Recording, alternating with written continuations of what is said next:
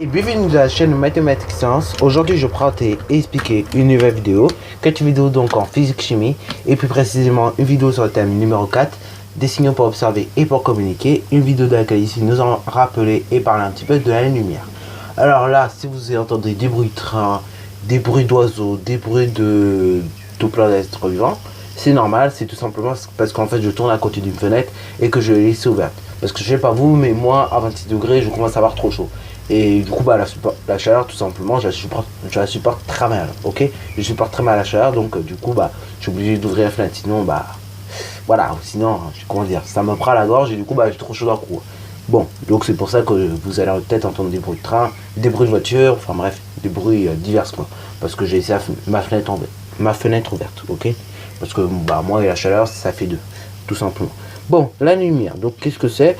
La lumière en gros c'est tout simplement une unité de distance. Et c'est cette unité là qui est utilisée pour en gros faire toutes les distances de l'univers. Pour en gros voir les distances de l'univers.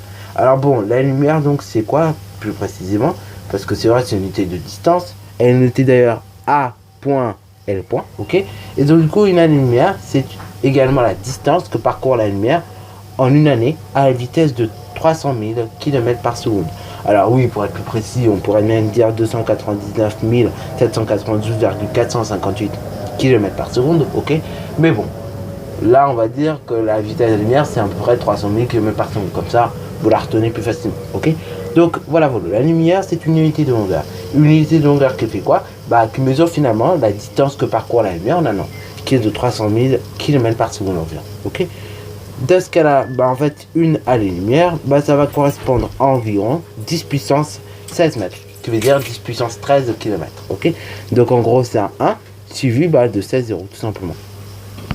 Alors bien évidemment, là, on vous a donné la valeur arrondie de la lumière, mais si on fait bien les calculs avec 300 000 km par seconde, et en fait, vous trouvez à peu près donc 9,4608 multiplié par 10 exposant 12, ok, km. Donc en gros, une lumière, ça vaut 9,4608 multiplié par 10 puissance 12 km, ok. Ce qui veut dire 9,4608 multiplié par 10 exposant 15 mètres, ok, voilà.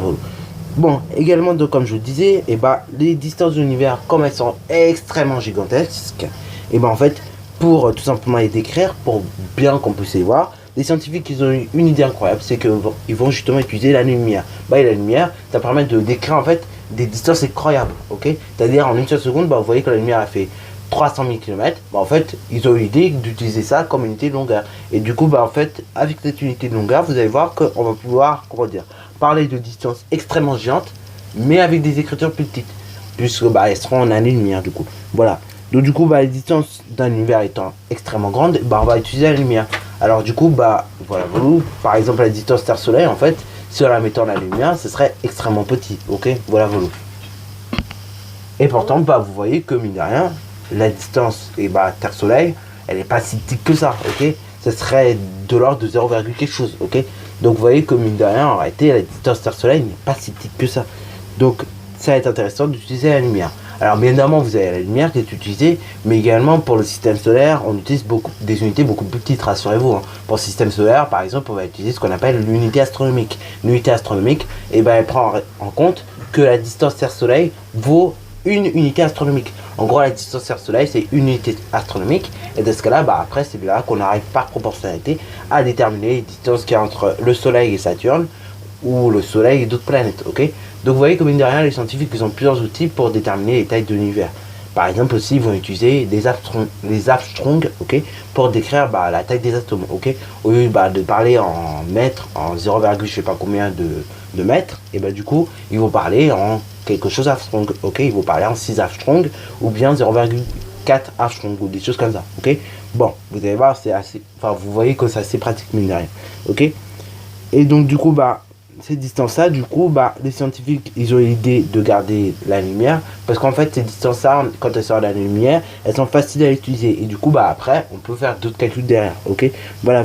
Alors que l'utilisation du kilomètre, ou même du mètre, ça nécessiterait beaucoup de manipulation, avec des nombres tellement grands, qui sont en fait trop durs à utiliser. Ok. Alors après vous allez me dire oui mais on peut les mettre en puissance de 10. Oui mais je veux dire, vous voyez c'est un peu dur quoi.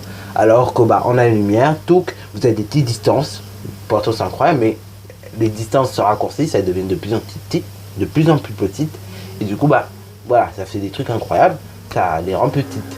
Et donc ça c'est intéressant. C'est là où c'est intéressant justement d'utiliser la lumière, l'année-lumière par rapport en mètres ou en kilomètres.